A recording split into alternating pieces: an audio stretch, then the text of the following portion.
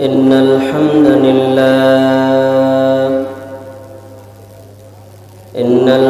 لله نحمده ونستعينه ونستغفره ونؤمن به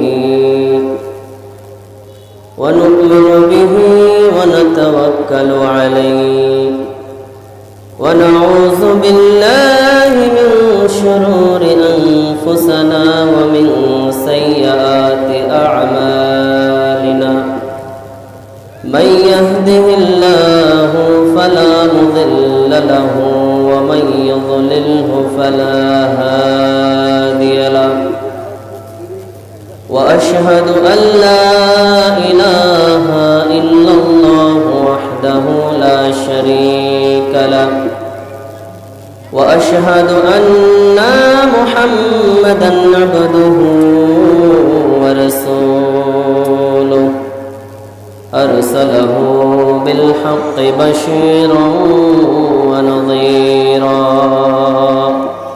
وداعيا إلى الله بإذنه وسراجا وقمرا منيرا أما بعد فإن خير الحديث كتاب الله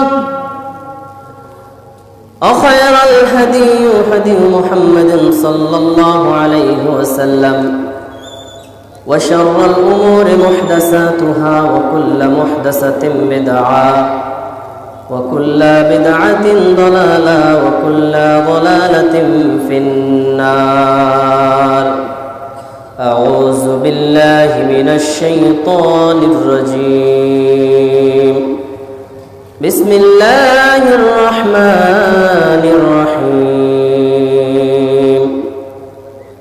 إن الإنسان لفي خسر إلا الذين آمنوا وعملوا الصالحات وتواصوا بالحق وتواصوا بالصبر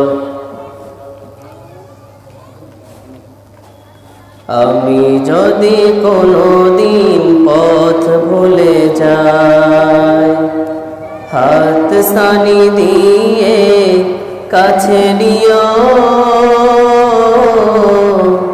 মমতার বন্ধনে আমায় প্রভু সব ভুল ক্ষমা করে দিও আমি যদি কোনোদিন পথ ভুলে যাই হাত সানি দিয়ে কাছে নিও মমতার বন্ধনে আমায় প্রভু সব ভুল ক্ষমা করে দিও। আলহামদুলিল্লাহ, সমস্ত প্রশংসা একমাত্র আল্লাহ সুবহানাহু ওয়া তাআলার জন্য,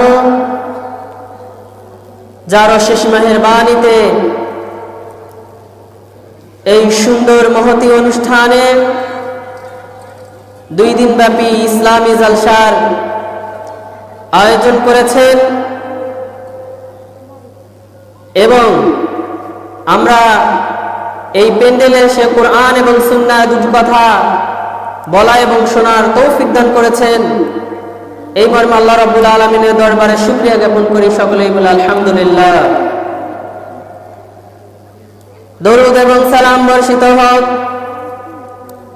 আখিরি জামানার শ্রেষ্ঠ নবী নবিকুল শিরোমণি জনাবে মুহাম্মদ রাসূলুল্লাহ সাল্লাল্লাহু আলাইহি ওয়াসাল্লামের প্রতি, যার অক্লান্ত পরিশ্রমের মাধ্যমে আমরা শান্তির ধর্ম ইসলাম পেয়েছি। সেই মহান মুক্তির দূত খাতামুন নবীন মুহাম্মদ বিন আব্দুল্লাহ মুহাম্মদুর রাসূলুল্লাহ সাল্লাল্লাহু আলাইহি ওয়াসাল্লামের প্রতি সংক্ষিপ্তভাবে আমরা দরুদ এবং তাসলিমা পাঠ করি। আমরা সকলেই পড়ি আল্লাহুম্মা সাল্লি আলাইহি আল্লাহুম্মা বারিক আলাইহি। সম্মানিত হাজিরিন, আমি আপনাদের সম্মুখে পবিত্র পাক কালামে মাজিদ থেকে একটি সূরা পাঠ করেছি এই কোরআনকে সামনে রেখে দুটো কথা বলবো। আমা তৌফিক ইল্লা বিল্লাহি আলাইহি তাওয়াক্কালতু ওয়া ইলাইহিল উনীব। সম্মানিত উপস্থিতি, আমি যে সূরাটা পাঠ করেছি সেই সূরার মধ্যে এমন কিছু কথা বলা হচ্ছে, যদি দুনিয়ার কোনো ব্যক্তি যদি পুঙ্খানুপুঙ্খানুরূপে যদি আমল করে, বাস্তবায়ন করে, তাহলে আল্লাহ রাব্বুল আলামিন ওই ব্যক্তির জন্য বলছেন, ওই ব্যক্তির ব্যাপারে বলছেন, উলাইকা হুমুল মুফলিহুন, ওই সমস্ত ব্যক্তি যারা সফল কাম। সম্মানিত হাজিরিন, তো আল্লাহ রাব্বুল আলামিন এই সূরার মধ্যে এমন কিছু কথা বলেছেন। আল্লাহ রাব্বুল আলামিন বলছেন, ইন্নাল ইনসানা লাফি খুসর, দুনিয়ার প্রত্যেকটা মানুষ ক্ষতিগ্রস্তের মধ্যে রয়েছে। আল্লাহ রাব্বুল আলামিন বলেন, দুনিয়ার প্রত্যেকটা মানুষ ক্ষতিগ্রস্তের মধ্যে রয়েছে। কোন ব্যক্তি যদি এই ক্ষতি থেকে বেঁচে থাকতে চায়, এই ক্ষতি থেকে যদি নিষ্কৃতি পেতে চায়, তাহলে যেন ওই ব্যক্তি চারটি আমল করে, তাহলে ওই ব্যক্তি ক্ষতিগ্রস্ততা থেকে মুক্তি পাবে, সফলকামীদের অন্তর্ভুক্ত হবে। আল্লাহ রাব্বুল আলামিন তিনি বলছেন যে ইল্লাল্লাযীনা আমানু ওয়া আমিলুস সালিহাতি ওয়া তাওয়াসাউ বিল হাক্কি ওয়া তাওয়াসাউ বিস সাবর। আল্লাহ রাব্বুল আলামিন বলেন, ইল্লাল্লাযীনা আমানু, কিন্তু যারা ঈমান আনবে, ওয়া আমিলুস সালিহাত, এবং সৎ আমল করবে, ওয়া তাওয়াসাউ বিল হাক্কি ওয়া তাওয়াসাউ বিস সাবর। এক নাম্বার হলো আল্লাহর প্রতি ঈমান আনবে, দুই নাম্বার হলো সেই অনুযায়ী আমল করবে, সৎ আমল করবে, তিন নাম্বার হলো ওয়া তাওয়াসাউ বিল হাক্কি ওয়া তাওয়াসাউ বিস সাবর, যে ব্যক্তি হকের কথা বলবে। চার নাম্বার হলো ওয়া তাওয়াসাউ বিস সাবর, এবং বিপদ আপদের সময়, দুঃখ কষ্টের সময় ধৈর্য ধারণ করবে। আল্লাহ রাব্বুল আলামিন বলছেন, এই চার শ্রেণীর লোক সব সময় আল্লাহ রাব্বুল আলামিনের সফলতা অর্জনকারীদের অন্তর্ভুক্ত হয়ে যাবে। সম্মানিত হাজিরিন, মানুষ কিভাবে ক্ষতিগ্রস্তের মধ্যে রয়েছে? আল্লাহ রাব্বুল আলামিন বলছেন, আমি দুনিয়ার মানুষগুলোকে এই পৃথিবীতে শস্য ক্ষেতের ন্যায় সৃষ্টি করেছি। যখন একটি মানুষ একটি গাছকে রোপণ করে, একটি ফল গাছকে রোপণ করে, সেই ফল গাছ থেকে যেমনই ভাবে মানুষ শস্য উপকার হাসিল করতে চায়, তেমনই ভাবে মানুষ একটি গাছকে রোপণ করার পরে ওই গাছ থেকে যখন উপকার লাভ করতে চায়, আল্লাহ রাব্বুল আলামিন দুনিয়ার মানুষগুলোকে একটি শস্য দানার ন্যায় বপন করেছেন। আল্লাহ রাব্বুল আলামিন বলেন, আমি এই দুনিয়ার মানুষগুলোকে একটি বীজের ন্যায়, একটি বৃক্ষর ন্যায় রোপণ করেছি, যাতে করে তারা আমার ইবাদত বন্দেগী করে, যাতে করে তারা আমার আদেশ নির্দেশগুলো মেনে নেয়, যাতে করে তারা আমার হুকুম আহকামগুলোকে মেনে নেয়। কিন্তু আল্লাহ রাব্বুল আলামিন বলছেন যে ওয়া মা খালাকতুল জিন্না ওয়াল ইনসা ইল্লা লিয়াবুদুন, আমি মানুষ এবং জিন জাতিকে সৃষ্টি করেছি একমাত্র আমার ইবাদত বন্দেগী করার জন্য।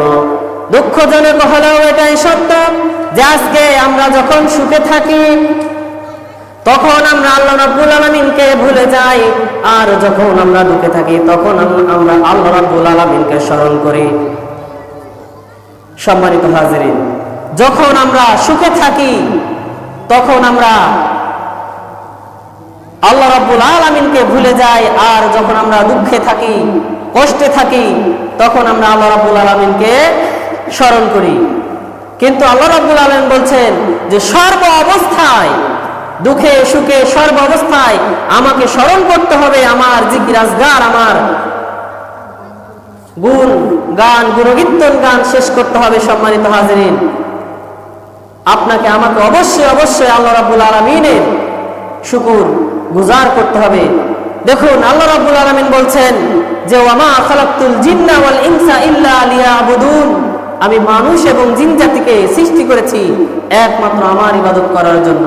সম্মানিত হাজিরিন, শুধু আল্লাহ রাব্বুল আলামিন যে কুরআনুল কারীমে বলেছেন যে একমাত্র আল্লাহ রাব্বুল আলামিনের ইবাদত করতে হবে, এটাই নয়। বিশ্বের যত গ্রন্থ রয়েছে, আপনি বাইবেল বলুন, গীতা বলুন, রামায়ণ বলুন, মহাভারত বলুন, প্রত্যেকটা গ্রন্থেই বলা হচ্ছে যে, গীতার একটা শ্লোকে বলা হচ্ছে যে একাম এবা দ্বিতীয়াম নতস্য প্রতিমায়স্তি, একাম এবা দ্বিতীয়াম, স্রষ্টার কোনো প্রতিমা নেই, তোমরা তারই ইবাদত করো, তার সাথে অন্য কাউকে সংযুক্ত করো না, তার সাথে অন্য কাউকে ডাকিও না। তারপর বলা হচ্ছে যে ওম চদন্নধবি সংসত, তুমি স্রষ্টার সাথে অন্য কাউকে ডাকিও না। অতএব জাহিলিয়াতের যুগে যে মুশরিক যারা ছিল, এখনকার বর্তমান সমাজে মুশরিকদের মধ্যে কোনো পার্থক্য নেই। তারা মাটির তৈরি প্রতিমাকে তারা সিজদা করত। আর আজকে আমাদের সমাজে নামধারী, মাথায় টুপি দিয়ে, মুখে দাড়ি রেখে, পাঞ্জাবি জুব্বা পরে আজকে আমরা কবরকে পূজা করছি, কবরকে সিজদা করছি। তাদের মাঝে আর সেই জাহিলিয়াতের যুগে মুশরিক খ্রিস্টান, মুশরিক ইহুদিদের মধ্যে কোনো পার্থক্য নেই। সম্মানিত উপস্থিতি, আল্লাহ রাব্বুল আলামিন বলছেন যে তোমরা আমার ইবাদত করো, আমি তোমাদেরকে এবং জিন জাতিদেরকে আমি একমাত্র আমারই ইবাদত করার জন্য সৃষ্টি করেছি। সম্মানিত উপস্থিতি, আল্লাহ রাব্বুল আলামিন আপনাকে আমাকে যেন একমাত্র আল্লাহ রাব্বুল আলামিনের ইবাদত বندگی করার তৌফিক দান করেন। সকলে বলে আল্লাহুম্মা আমিন। আসসালামু আলাইকুম ওয়া রাহমাতুল্লাহি ওয়া বারাকাতুহু।